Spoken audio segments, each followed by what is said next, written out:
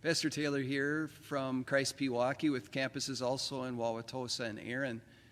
It's wonderful to be in here and consider a section of God's Word, an appropriate one, because we meet God's people who are in a panic. And I'm sure that you are well aware that when you are in panic mode, you become very forgetful. And the children of Israel were absolutely terrified, and they were panicking, and they were very forgetful. Never mind the fact that God had just delivered them from the world's greatest power, the Egyptians. After 400 years of slavery, he acted in a way that was miraculous, even 10 fancy plagues, even guided daily through this wilderness just to get to the Red Sea with a pillar of cloud and a pillar of fire. But then it happened, though. They were terrified because they were stuck between a rock and a hard place. Certain death was in front of them, certain death was behind them. It was kind of take your pick. Do I want to drown or do I want to get slaughtered by an army? And so they panicked. And in the midst of their panic, they became forgetful. In fact, crying out to the Lord, "Why didn't you just leave us well enough alone?" And Moses steps in and says, "Shh, be quiet. Be quiet, be still. The Lord will fight for you." And he did.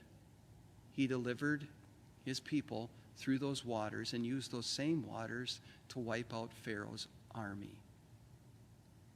We too can become very forgetful in a panic. When we're terrified, we might even start lashing out against the Lord too. "Lord, why did you let this happen to me?" Or, "Why didn't you do anything to stop it?" And yes, we may even ask the Lord just to leave well enough alone. We're between a rock and a hard place. We're panicking and we're forgetful.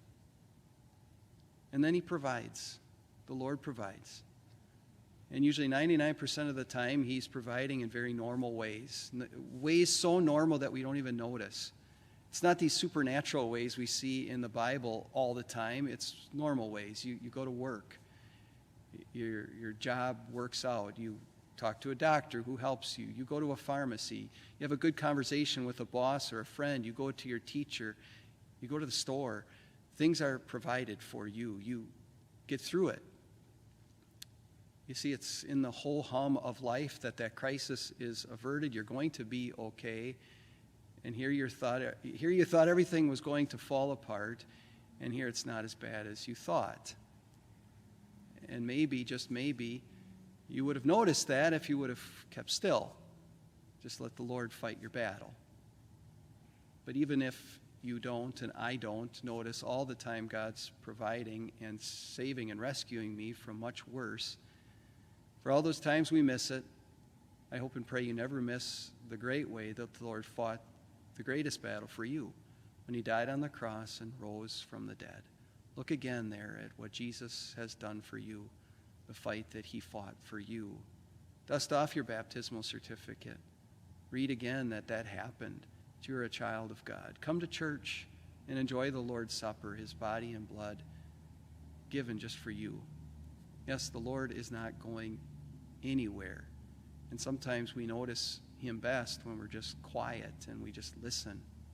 If we're still and we just trust that he is God and that we're not.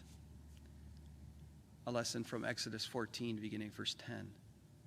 As Pharaoh approached, the Israelites looked up, and there were the Egyptians marching after them.